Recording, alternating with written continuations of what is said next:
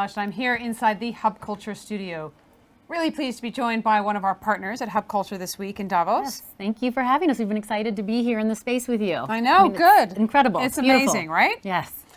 Catherine LaCour, you're the Chief Marketing Officer at Blackbaud. Yes. Tell me first of all what Blackbaud is. So Blackbaud is the largest cloud software company powering social good. So what that means is that we are driving digital transformation for social good organizations by giving them software, services, data intelligence, really to help drive full participation in philanthropic and social good community, so that we can achieve the SDGs, which the Social Development Goals, which we've been talking a lot about here in Davos.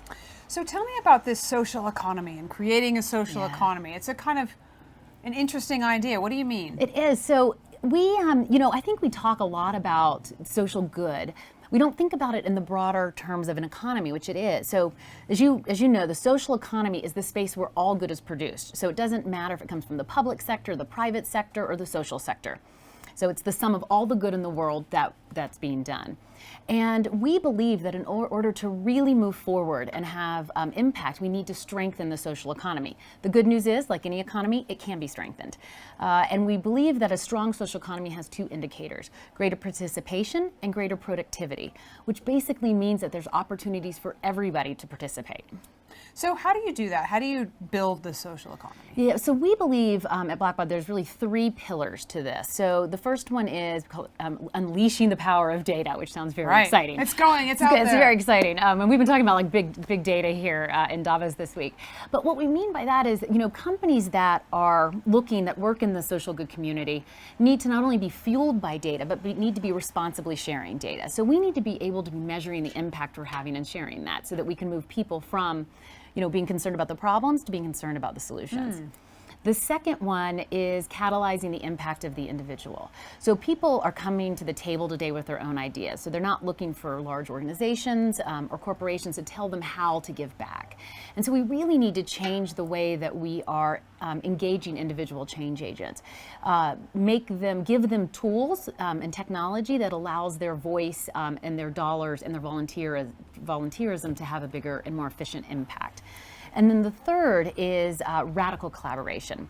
So competition is obviously an important driver in most economies, but we believe things are different in the social economy. We actually believe there's a really important role for radical collaboration. The kind of collaboration, frankly, that the SDGs have given us a North Star to. It's the first time we've had something to point to that we can all work towards together. And if we believe that we really need to begin to break down these silos and work together as a community before we can really strengthen the social economy and move all of the SDGs forward. So do you think it's possible to move somebody from being an occasional donor, somebody who gives at Christmas, to somebody who is properly engaged in a cause? That's right. So, it's interesting. We live in an interesting time where there's a lot of, we call it act giving, and there's that rage donation. So people, see something on TV, they see a horrific event overseas, and they give a donation, right? And then they go home and they don't think about it again, or they think I did my part. What we really want to grow is that idea of the lifelong giver. And you hit on it. It is a really important piece that the NGOs and nonprofits and foundations need to figure out how to tap into the passion of our open source activists, as we calling, into this idea that they want to lifelong give. And it's about tapping into their passions, because most individuals are more passionate about causes than necessarily organizations. And that's where part of this radical collaboration comes in. How can we, again, build more of an ecosystem across all of the organizations so we're forwarding causes versus in just $5 and $25 donations. Catherine, thank you very much for stopping by the studio here, and thanks very much for being our partner this week. Thank you.